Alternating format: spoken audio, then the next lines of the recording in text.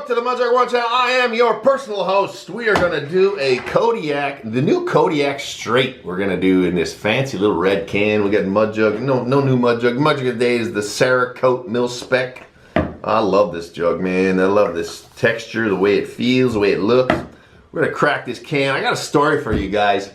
Now, before anybody goes, oh God, not more hockey talk. That's kind of why I'm wearing a jersey. It is a hockey-related story, but it's very personal, and I wanted to share it with you guys because it'll give you a little background on where I came from, where I grew up, and kind of tie it in with the NHL, believe it or not. So let's crack this freaking can, and we're going to give... I am not a fan of straight dips at all. I can't stand straight dips. I am very interested to see how tolerable this Kodiak Straight will be. Let's see. Explore the unconquered. Amen to that.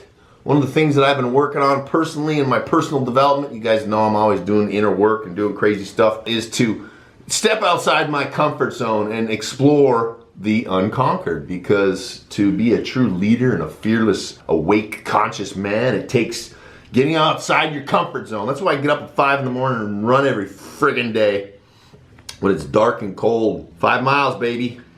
All right. That's a pretty good, decent sized little pinch. Oh. Right out of the gate, huh?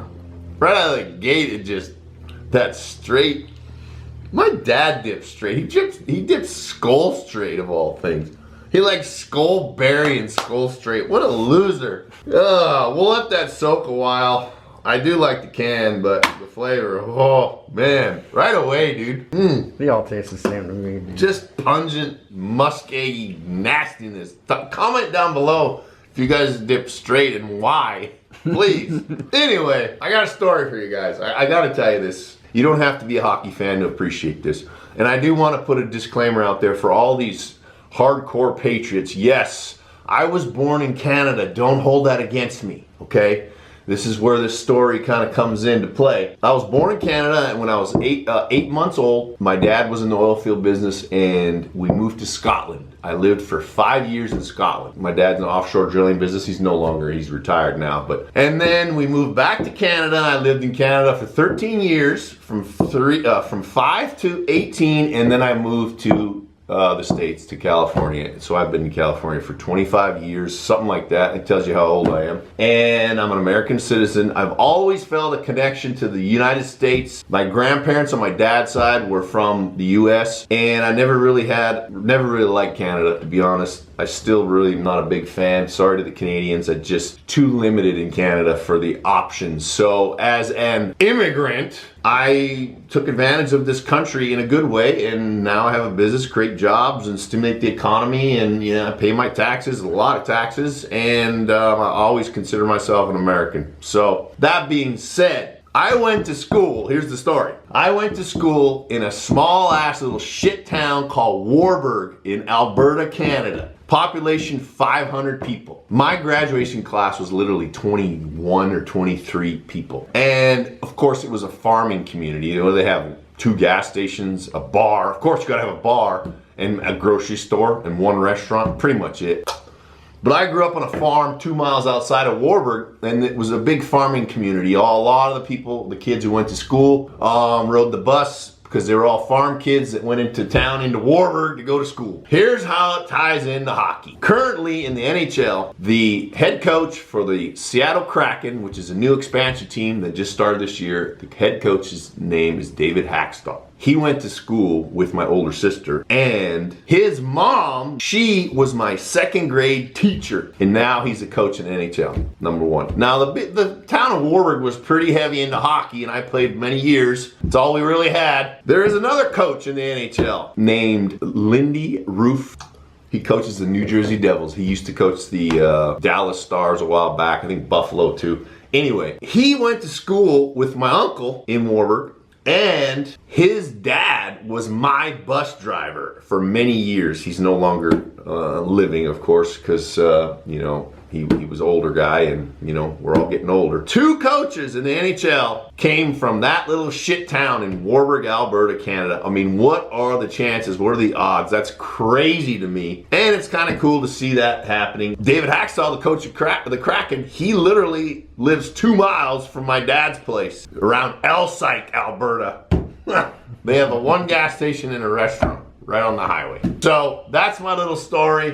What are they putting in the meat down there? I know, right? Like, dude, that's pretty impressive. 500 population. That's pretty impressive, man. That's crazy. Just, I mean, there's only, 32 teams in NHL, and 2 of the coaches are from Warburg, Alberta. So funny. I have a video, maybe Chris will put it up, when the Kraken played New Jersey Devils, of course, David Hacksaw and Lindy Roof, the guys from Warburg, when they played each other. So I thought I'd share that story with you guys, give you a little history of my background and, you know, where I came from, and, you know, let all the hardcore patriots out there. I mean, I consider myself a hardcore patriot, but let all these people just, you know, let the comments begin. I can already see it. So I won't be running for president because I wasn't born in this country, unfortunately. Every time people are like, where were you born? And I'm like, don't hold it against me. Don't tell anybody, but I was born in Canada. What?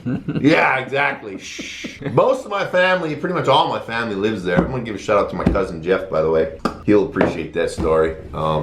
He's going through a little rough time right now, so I hope he's doing well. Anyway, enough of my bullshit. I want to get back to this Kodiak straight. It's a straight dip. What can I say?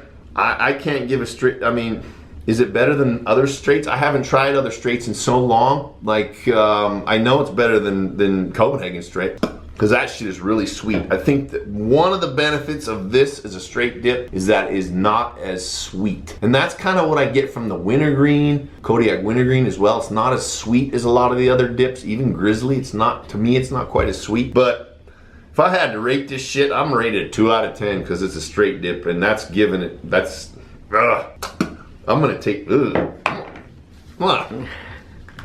I don't know anyone whose primary flavor of dip is straight.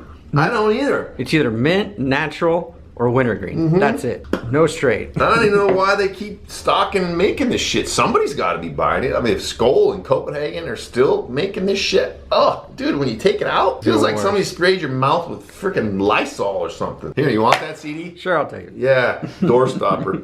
I hope everybody's doing well. I'll leave you with that. Don't buy no Kodiak straight, and now you know my story on Warburg, Alberta. So always be a man, reach like hands, ain't dipping, ain't shit. If you ain't packing, you slacking. And if it's dipping that you hate, that's probably because you're dipping straight. I'm out. It smells like wintergreen. I don't know, is this stuff supposed to be different than regular wintergreen? Because I hope it's not as sweet.